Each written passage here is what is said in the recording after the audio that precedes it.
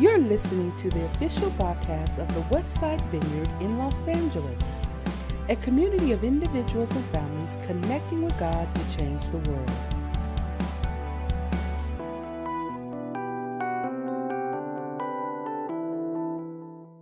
Well, as those who are up begin to grab a seat, I want to welcome again, especially those of you who may come out new.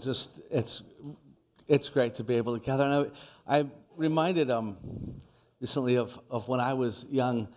At 12 years old, my parents gave me something that I had asked for, but I was a little shocked. It was such a blessing, and that is, as I laid on a couch, I was sick one day, and my birthday was coming up, a little golden retriever puppy on my chest. And I opened my eyes, and it was love at first sight. And so I raised that all the way through till I was in my 20s. And this dog, Jenny, she would go surfing with me every day as I grew up. She went to college with me and literally went to class with me. And I know it was not allowed at all, but she got by with somehow, everyone's like, oh, just let her stay.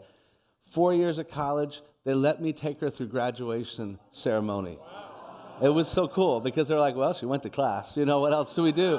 And that's the truth. That college actually said, why not, and let me do that. And but any of you who've had a golden retriever or similar type of dog, you know that there's one object that they just are so focused on. It's like their passion. What is that? A ball. Like they live for the ball. I mean, that is like, they have this incredible focus of worship, of like, I want the ball. And ultimately, the ball represents, I want to go and retrieve the ball. I want to bring it to my master and please my master. You know, and it's an incredible thing.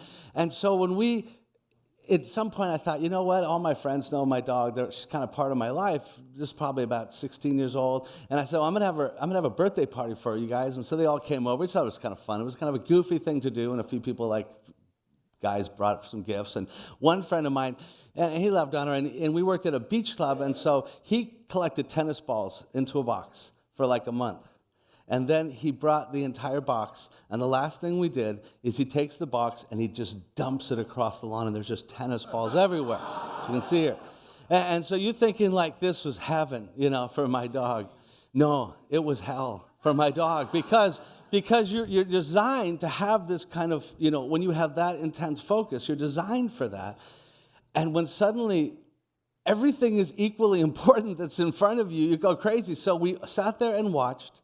And I'll never forget it. My dog ran to one ball, picked it up, but then there's other balls, and they're demanding to try to have to give up that ball, pick up another one. We watched this go on and on. My dog never made it back to me. And I could realize the conflict that's going on, not because there was too little at hand, but because there was too much at hand. And when everything has equal expectations, equal intent around you, nothing ends up having the ability to be fulfilled.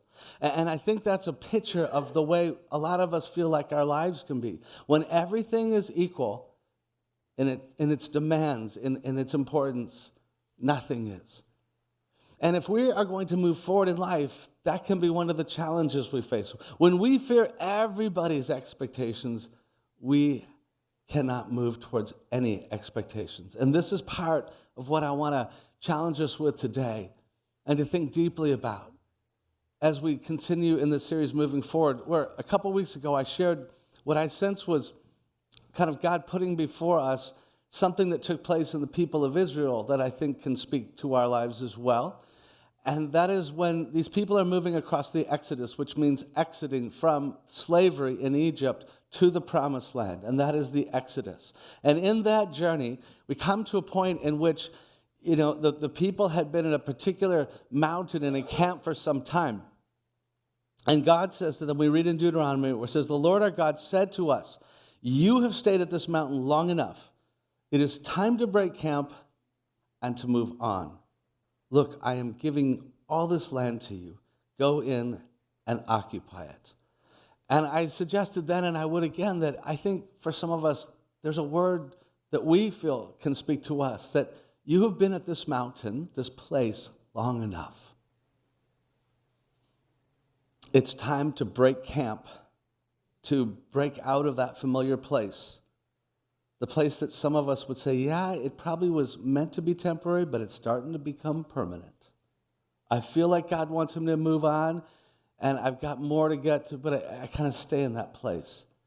It's time to break that camp of familiarity where we're getting settled and camped and to go on into what God has for us. And that's what this focus in this first month of the year, moving forward, is about, is recognizing that oftentimes we say, I know I'm not like there yet. I have good intentions for some things in my life, things that I feel are really long-term God-inspired. I need to change this or change this pattern or grow in this area or make movement in. There's some things I haven't finished.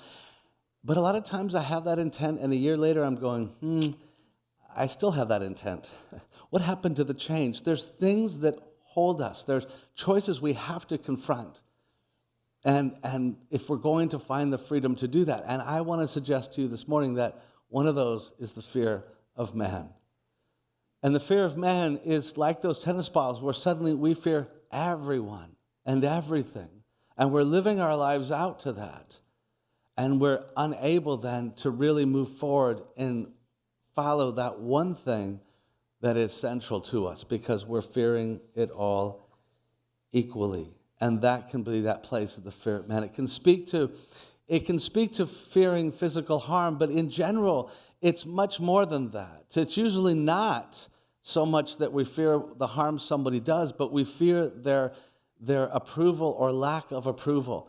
We fear what they think of us, and we therefore are becoming those who begin to just live our lives out to their expectations, to what we might do to please them, and that becomes the fear of man. And we read in the scriptures in Proverbs where the wisdom of Solomon speaks that word and says this. In Proverbs 29, he says, fearing people is a dangerous trap, but trusting the Lord means safety.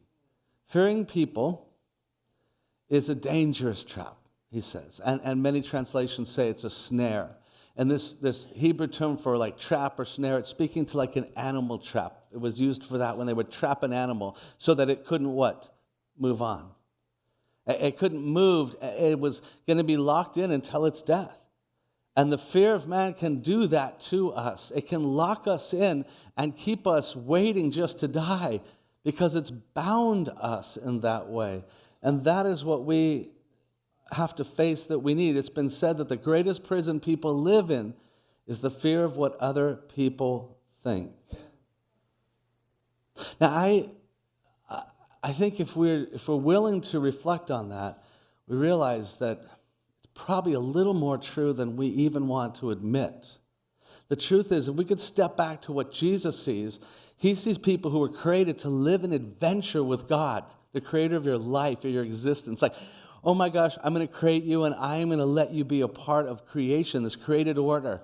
And you are going to be able to live out all of what I have for you. And something happens when we lose the relationship with God. We end up becoming those who live our lives merely out to whatever anybody else's expectations are. We become actors, and we all become actors that we just kind of get up and we go out on stage every day and live out this life. And what's the script? I don't know. It's whatever we hand each other. That's our script in life. Here, this is how you should be. This is what I need from you. This is proper be. This is the expectation. Don't think that, and naturally we do that. And it can become so binding for us. It becomes a deep trap, and it can become deeply destructive for us. And I know that one way we'd speak about it is people-pleasing, and the idea that we can have a disease to please. It's like this, we need to please people, and we'll please them at an even cost of the truth, where it's not true. We'll compromise what we want, we compromise what we need, but we even compromise what's good for people in order to appease them. And we will do things that just don't make sense if we're really honest. I just read something this morning. It just happened to come across it on my way here. It's a story that maybe some of you have heard of, but I think it just came out today, and it's about you know how there's like little challenges that go on the internet. So like some years ago there was the bucket list challenge, and so that's what kind of generated the whole concept of bucket list challenges. For those like in middle school, they know about like the bottle flipping. You flip the bottle and try to get it to land, and that's a benign thing. But this is one that's come out. It's a Tide Pod eating challenge. And teenagers are eating the contents or being challenged to eat the contents of the little Tide detergent pods. So they have just shared how this is one of those things that is deeply disturbing because it's not benign, and it's like crazy. And last year, overall, there were 58 cases, I believe it was, of kids in particular who had eaten these pods, and it's poisonous, and so they end up in the hospital and such. The first 2 weeks of this year, 39 cases already, more than half of all of last year, because of this challenge and that teenagers are kind of, in particular, running with. And you might think, that is so crazy. People do the dumbest things just for the sake of like peer pressure and being cool. I think God looks down and goes, oh man, you all think you got over that? We didn't get over it. We are still so bound and sometimes in trying to think of what other people think and living our lives out to this stage. We still wake up and think, all right, how do I navigate my life to who? Generally, to other people. If we're really honest, to other people. Because it's that's just the way we feel kind of like, why would we just do that? I mean, I want you to like me. I do. I want you to think I'm smart. I want you to think a lot of things. That is a part of what runs through us. And I know that I've made some of the worst decisions in my life based on trying to satisfy what other people expected and realizing later that was not wise. But that can happen. And I think our natural response to that sometimes is to kind of take on this posture of, well, you know what? It does sound dumb. So we kind of come up with the idea, I don't care what anybody thinks. You ever heard somebody say that? Maybe you've said it yourself. And I've heard people say that with a lot of boldness to it. I don't care what anybody thinks. Now, I know when I hear that I am not so quick now to buy that that's necessarily as simply the case. I think sometimes when that's said, I appreciate the courage that's being expressed, and sometimes it may be true and be a very healthy thing to say, but also sometimes I sense when someone says, I don't care what anybody thinks, that they care deeply what people think. That it's coming out of a place sometimes of just protecting themselves. And it's just a way of kind of saying, you know what? Nobody really validated me in the past, and it hurt so deeply, and I feel still so unvalidated, and it may go back to parental and other things that I am not going to care. I'm going to do my best not to care what anybody thinks is sometimes what's being said. So sometimes it's really kind of protective, and sometimes it can also be kind of an excuse. When someone says, well, you're not very thoughtful about, the way you treat people or the way you care, and someone says, well, I don't really care what people think. It sounds very brave, but it's a little bit of an excuse because the truth is we are supposed to care what other people think at some degree. We really are. I mean, it's just God called us to be thoughtful about other people, about what they think and feel and respect and all sorts of things. I mean, when you think about it, Jesus' invitation wasn't, fear God and then hate other people. It really wasn't, He said, your first commandment is what? To love the Lord your God with all of, give your whole heart. That's your wholehearted desire. And love your neighbor as yourself, as your equal. There it is. Give your greatest devotion to God. But second, not opposite of loving God, is to care about other people and to love them as you would yourself, with a sense that they're your equal. They are not your God to live your life out to, but they're your equal. That is a big challenge, though, to be able to really do well. But that is the heart of what Jesus has. So I think that it helps us to understand that when we just want to encourage somebody and say, you're too big of a people pleaser, you need boundaries, and there are many healthy things we could say. You need to learn to say no. You need to care less about what people think. I want to suggest to you that is not a good end in itself. Because all it's saying is don't let them be the center of your life. But it doesn't give us a new center. And without a new center, you will always live your life out to whatever else you need. And so really, I think our being overly defined and directed by what other people think, it's not the root of the problem, it's a symptom of the problem. The root of the problem is that we need a more defining center than merely what other people expect. We need to understand more deeply who we are so that we don't so much fear man in the wrong way, but we fear God. I like what John Bloom said. I think he gets this right when he says, it's important we understand why our desire for approval and fear of disapproval is so strong. He says, due to our sin, weakness, perhaps traumatic past experiences, we might assume things are merely consequences, these problems are merely consequences of the fall, meaning that we think, we really weren't loved well, so we have a lot of insecurity, so we start to appease, and all of that is in part true. And anyone who's been kind of loved well by their parents is usually oftentimes a more secure person. We all live somewhere on that continuum, and I do believe that's true. But, as he notes, at the core, it's not that simple. He says, God actually designed us to be motivated by these emotionally powerful forces, for they uniquely reveal what we love, what that is our devotion, our heart's desire. Each of us instinctively knows as creatures that we are who we are when we're that who we are and what we're worth are not things we define ourselves. We didn't create ourselves. We are not autonomous, but contingent creatures. And that is a powerful and necessary, I think, statement to take in, that I'm not autonomous, nor are you. We are contingent, meaning we were created. Our existence is dependent upon another, emanated from, and only life can be life when we are in that relationship. And each of us also instinctively knows our existence fits into a larger purpose or story. And despite attempts to convince us otherwise, that there's nothing out there and just to make up your own meaning, despite that, it is impossible for us to create our own ultimate meaning. Deep down, we know such self-created meaning is absurd. You cannot give your life if there is a source from which you were created. You cannot be the one.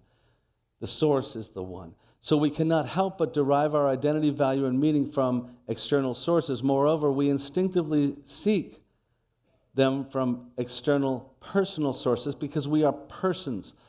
And the design always reflects the designer. So we are persons because it's personhood from which we come. So we know deep down they're bestowed on us by another person. And then he goes on to note, then the real question of that is to realize that while we seek the love from others, it is because and if we deem them to be the most important one who can validate our existence, or the only source of love that will be able to meet us most deeply and say, I care about you and who you truly are. And I would suggest to you, no person can come close to that, not even close. You don't even know who you are. So how can someone who doesn't even really know you love you most deeply? You don't even know yourself that deeply. And certainly nobody else, even if you've been married 50 years, knows the deep intimacies of who you are. You can never be deeply loved by another, not that deeply. Not in the way that the one who is able to see and know you from the beginning. You can't give your life meaning and validity and approval, and nobody else totally can, because you weren't created for them or by them, but by God. And this is why we will always find life so deeply frustrating when we're only trying to wake up as actors living out a play that never ends well at the end of the day. We just start going, you know what, I am so tired, I want to leave the stage, go home, and just retreat for a while. I need a break from the stage, and so we withdraw from other people for a while. But we have to go back to the play and do the stage again for another script.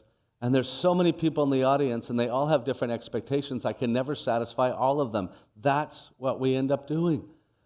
And this is where God's saying, you've got this all wrong. It all comes down to getting right. Who is that center? This is why the scriptures speak of God being jealous for us. We might think, jealous, that's an odd thing to think of with God. But like a parent, God is saying, that, in the same way that a parent might say that I created you, I know who you are, and they certainly do more than others, and I'd sacrifice for you, I'd protect for you, I'm all in with you, I've known you from the... And then they see the child go off and quickly get exploited by somebody else's whims and wishes. And the parent becomes jealous for that child, protective. Like, I don't want my child's heart carried away by somebody else's kind of misuse of that child's need for approval. And I see somebody playing out that. So God comes to us and he's saying, that's what I see. We are selling ourselves to our fellow men. We are selling ourselves short every time that we say that what matters most, the thing I wake up to and I'm driven by, and I'm trying to, meet to be validated, is something other than him. And that he becomes a compartment and maybe something secondary. That's where God is jealous for it. And in that spirit is why we hear in the scriptures a very core theme. We read it in Deuteronomy, where God is saying what he really longs for and for us to get right. He says this to Israel.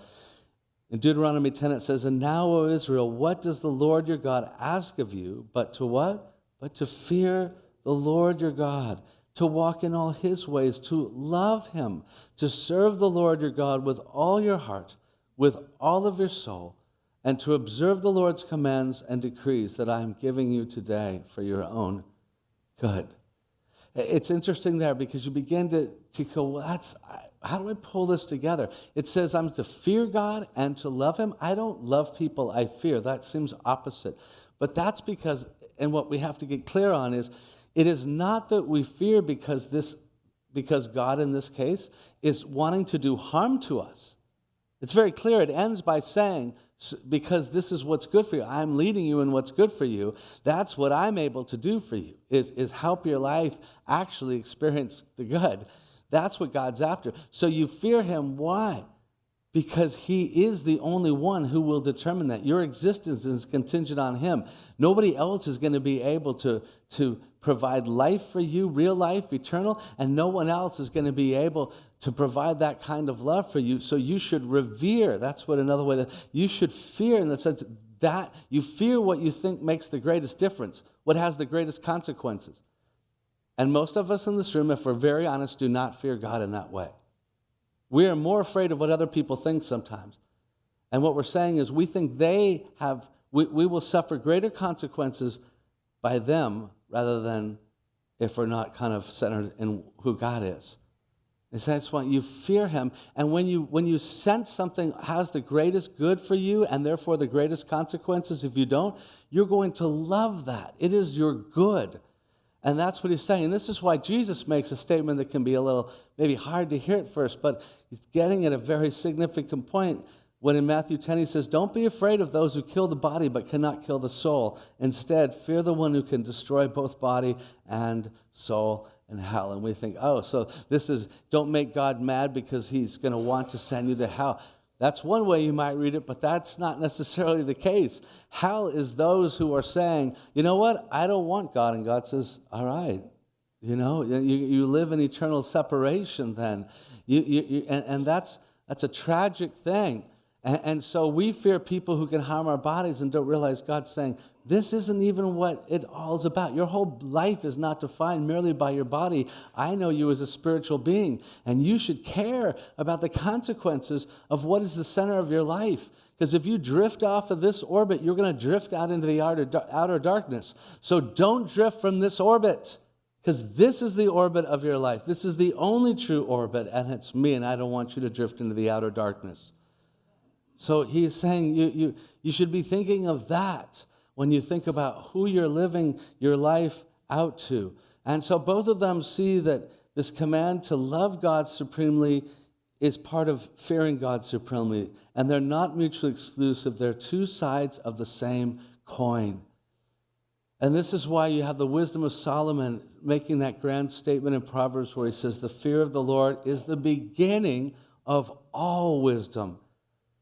And knowledge of the Holy One is understanding. You cannot even understand or begin to have wisdom till you understand the fear of God, meaning that you understand the greatest consequences are lived in relationship to the only one who holds life and holds ultimate love. You cannot even begin to be a wise person.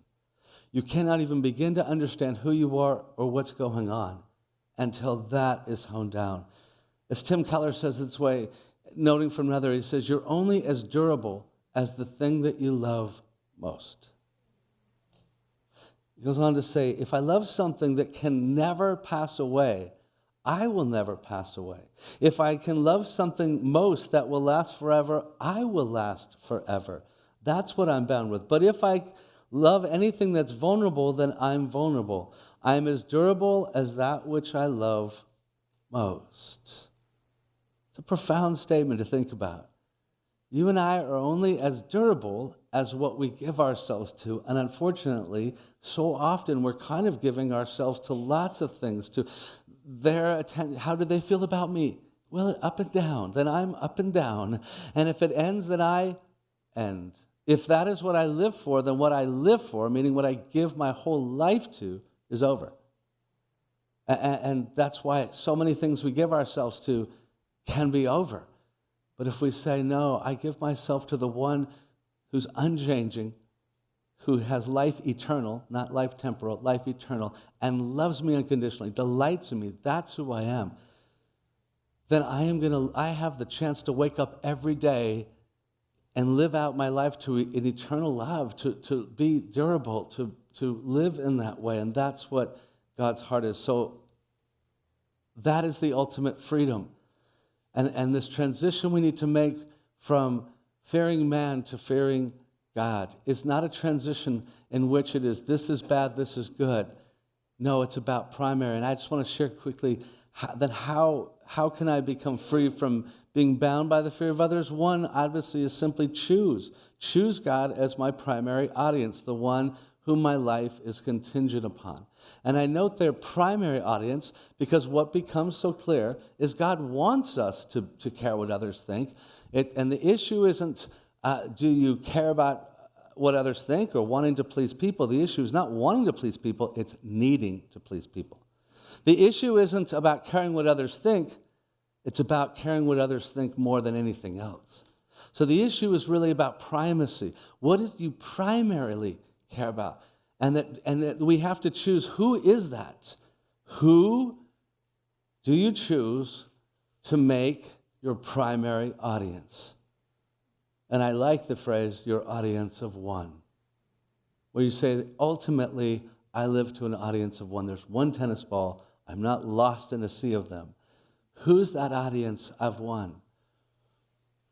That's where a lot of us realize, I'm not there. You know, I'd like to be, and I'd like to say God's at the forefront of everything, but truly, probably, I'm really still reactive to a lot of things, and I don't have at the center of my life that place that God is at. And my experience, and I was reflecting on this last night, is that I think so many people struggle to ever feel real satisfied maybe in their life with God.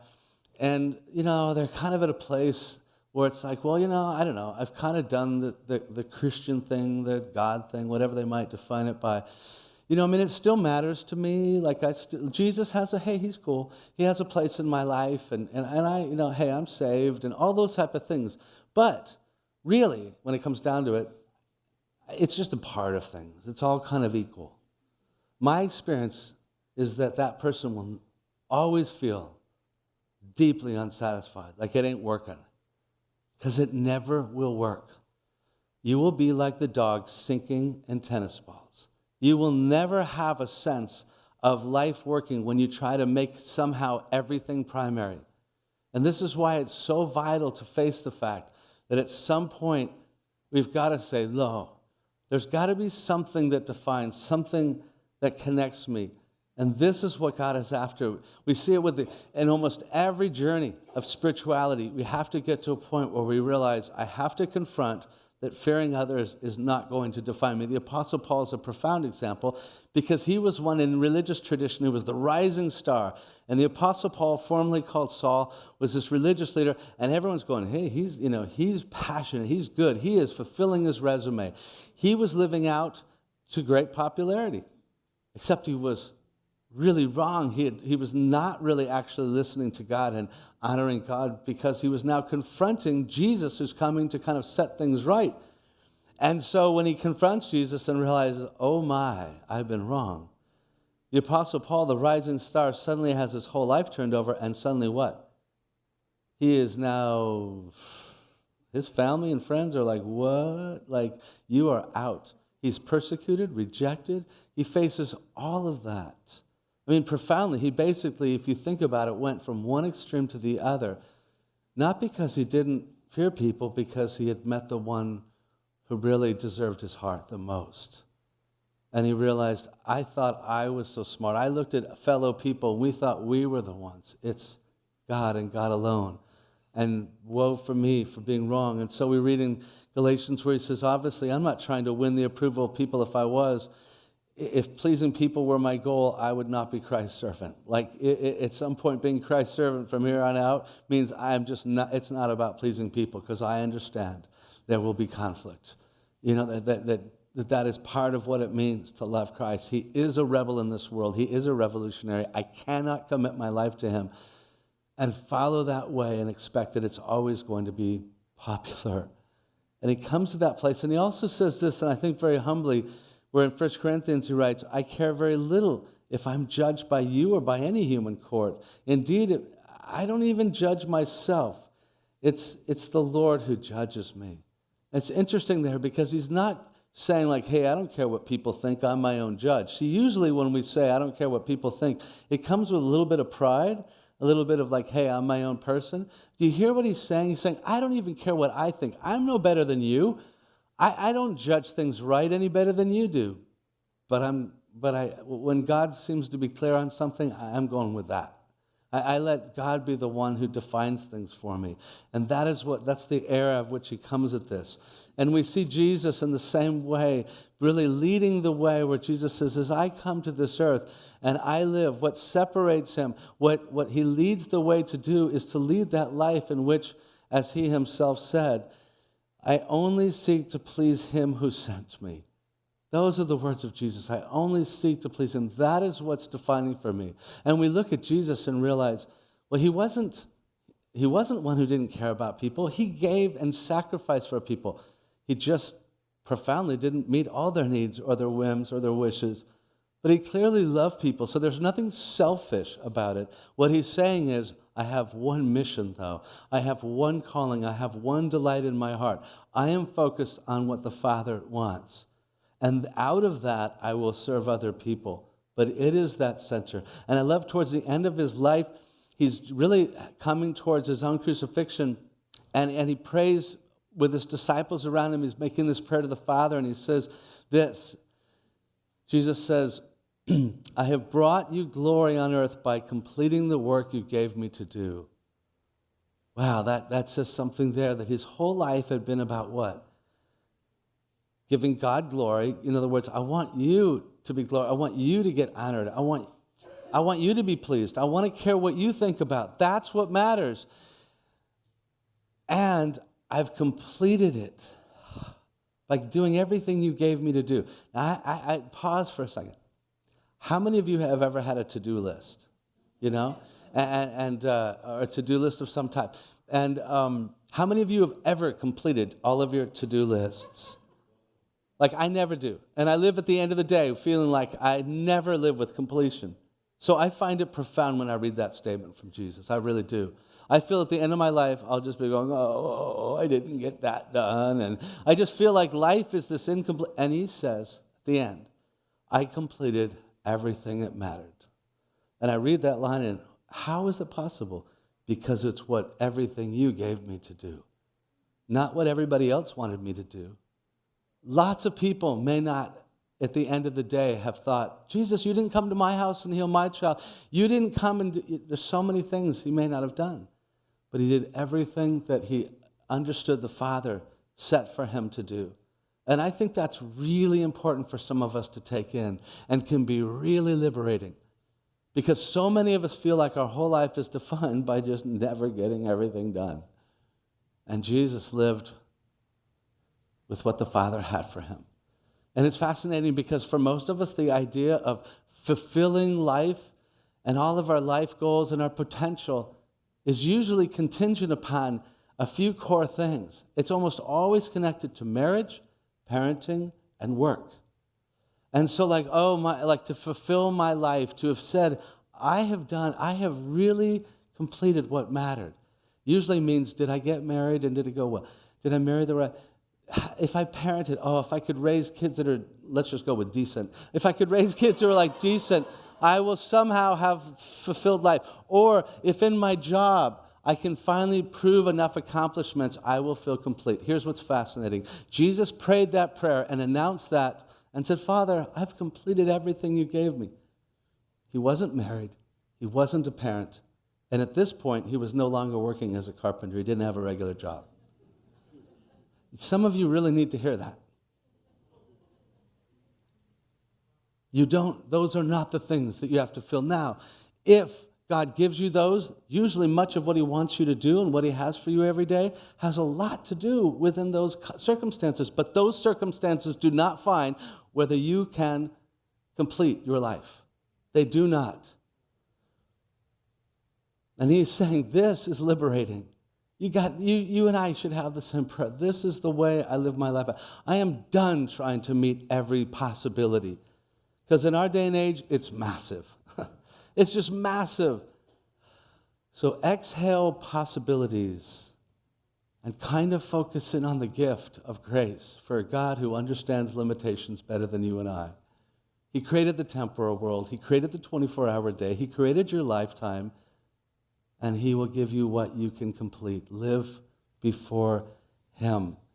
And I'm going to just kind of move over quickly the next 2 points, just so that you can have them there to kind of work with. But for the sake of time, what we see is that Jesus internalized this. This meant a lot to him. He said, my food is to do the will of the Father. That says a lot about what was going on in him. Food that satisfies. My will is to just be doing whatever he's doing today. And the Apostle Paul would later say, we make it our goal. We make it our goal to please him. That is my internal goal. I wake up and it defines my day. And so I would suggest as the second point that we need to develop an inner relationship with that primary audience. That is that living truth, that presence of God that is always there. See, I think that it's a lot of us would say, I want to live my life out to God as the center, moving from the fear of men to a clear sense that there's one primary audience, but it's harder to do than we like to think. Why? Because you woke up today with real physical people around you that you could, and I say real, even there, my language defies the truth.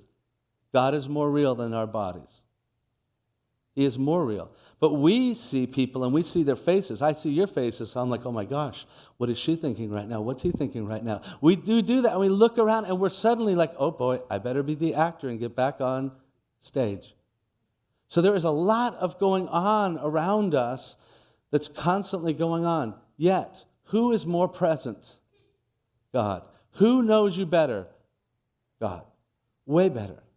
And in fact, most people do not really know you. They really don't. See, I know that I could be worried right now like what you think of me, and I am. I'm always thinking that. Of course, that runs through part of my brain. There's a part of my RAM right now that's going, man, I really wonder what they think. And I know that you're kind of going long. Be careful here, or you're going. And the truth is, you don't even really know anything about whether I'm a good person or bad by this. You don't. Now, if you know me some, you have your judgments based on that. But the truth is, most of who I am, you don't ever even see. You'd have to see my bank account, things unseen like that, because it would tell you a lot more about who I am. You'd have to see me interact with a stranger who doesn't know me, because that's how you'll find out who I really am. Most of it goes unseen. And this is why it's so important for us to step back and realize that we need to admit that and understand that nobody really even can do that. Only the one who distinctly sees unseen. And this is where we have in 1 Samuel, it says, the people judge by outward appearance, but the Lord looks at a person's thought and intentions. No one knows all your thoughts. And please, I don't really want to know all your thoughts. No, I'm kidding. But no one knows everything that runs through your mind, and no one knows really those deep intentions of the heart. And we read in Hebrews 4, and I think this speaks to us. The word of the God is alive and active, sharper than any double-edged sword. It cuts all the way through to where soul and spirit meet, to where joints and marrow come together. It judges the desires and thoughts of your heart. There is nothing that can be hid from God. Everything in all creation is exposed and lies open before our eyes. And it is to him that we must all give account of ourselves. When I take that in and realize that as I live out my life, there's two versions. There's the public version. It's a scripted version, by the way. You're not hearing everything that's running through my mind. That's a weird thought. But you're not. I mean, it's a scripted version. And then there's who I am, like who I really am, and that is only seen by God. And it's not a little bit of hidden, it's almost really the truest and deepest sense. So there's God who is with me all the time. And if I live my life out to him, which is hard to do because then I have to get real and honest, I'd much rather I can work you. I can't work God. There's the challenge. And I'm going to have a lot of false self that God's going to confront.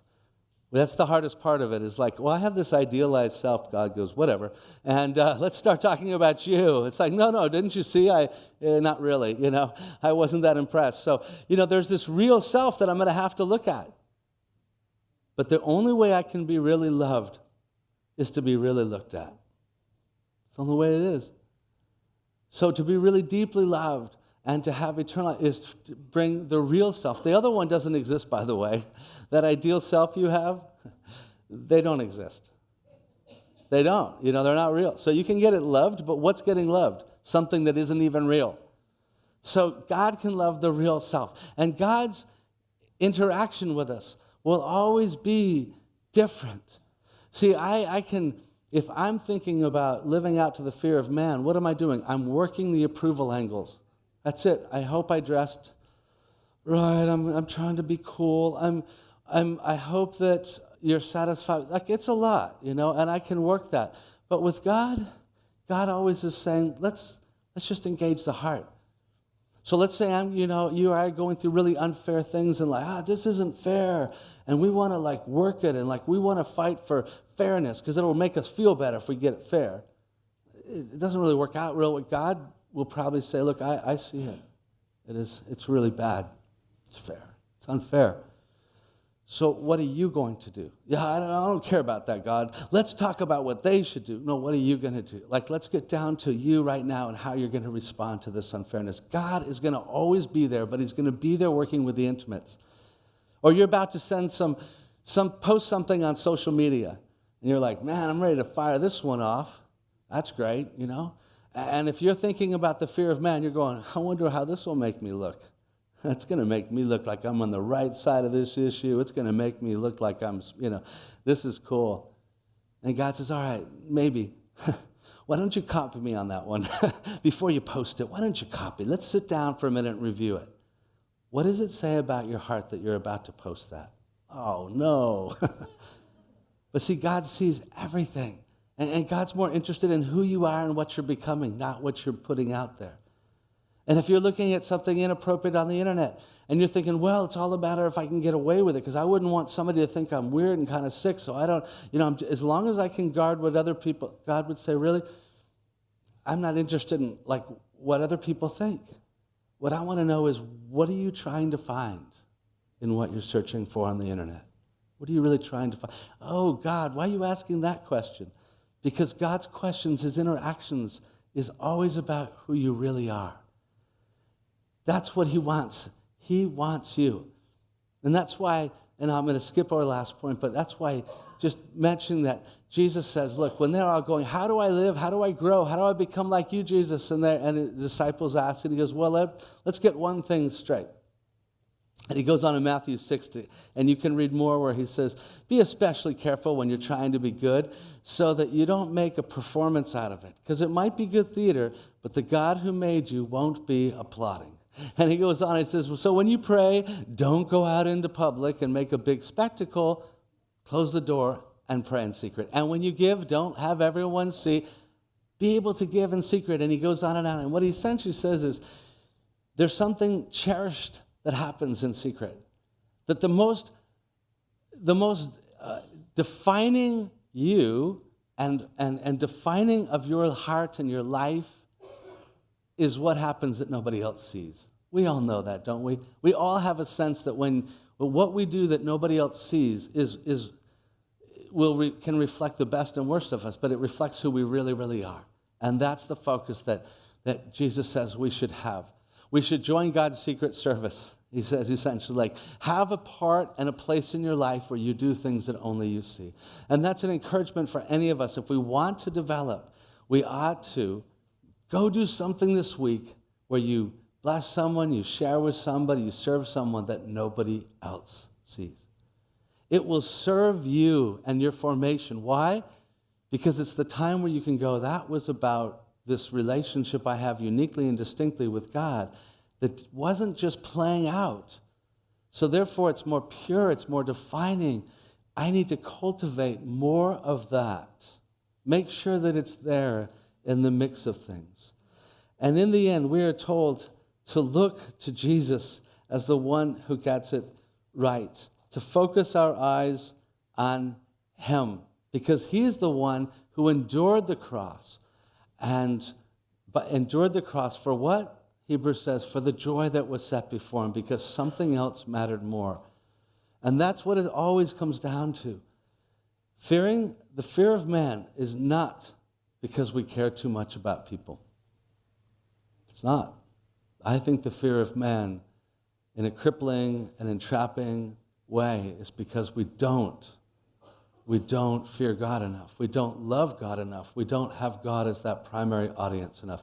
There is no other way we can live than that of having a primary audience of one.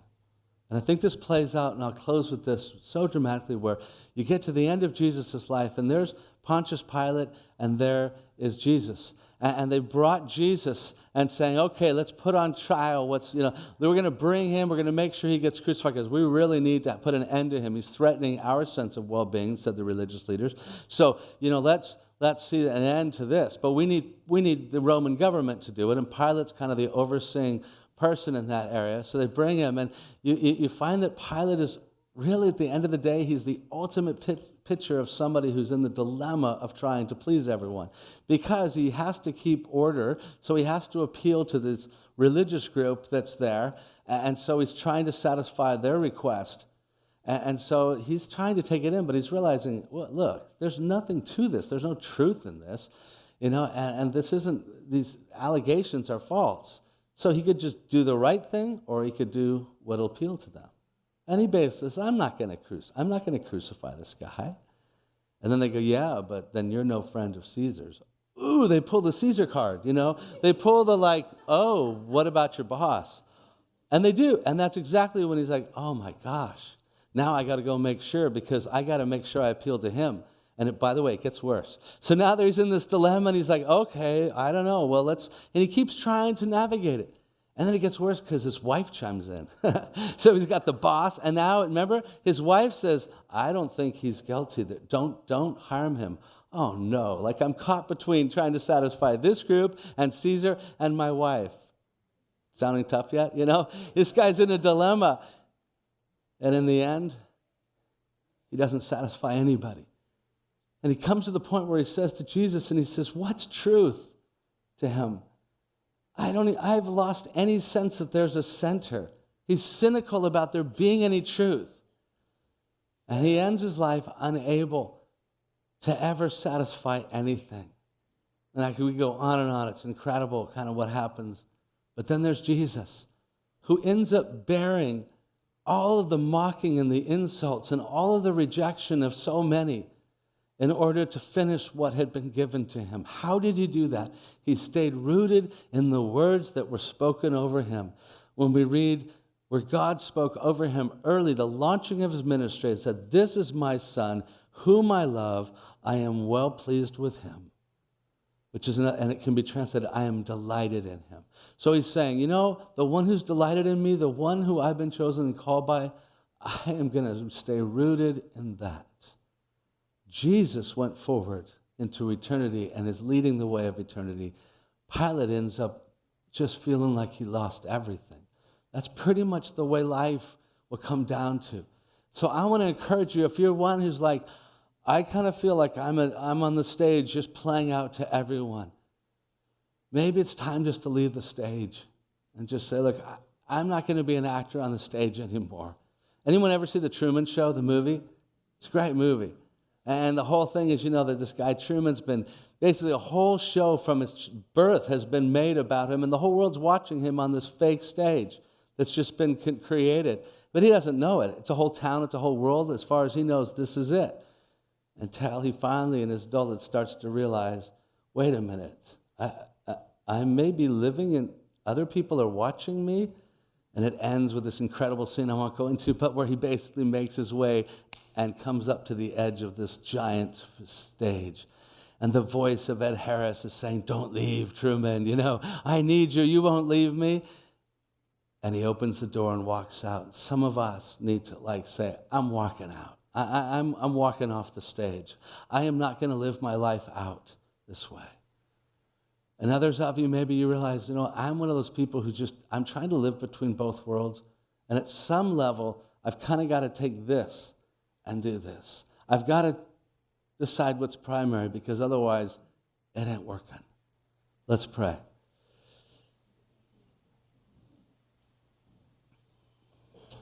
Father, we thank you that you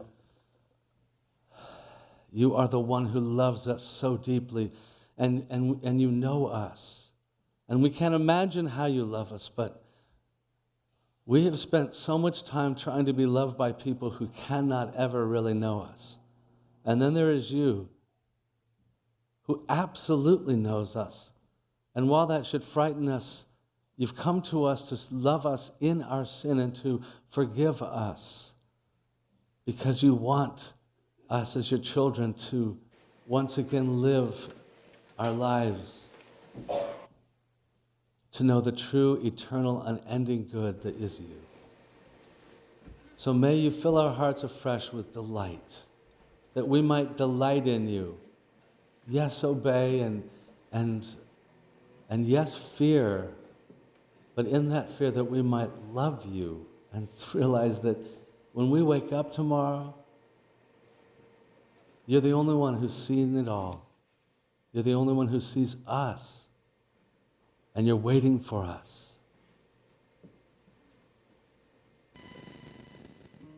And that what you have for us,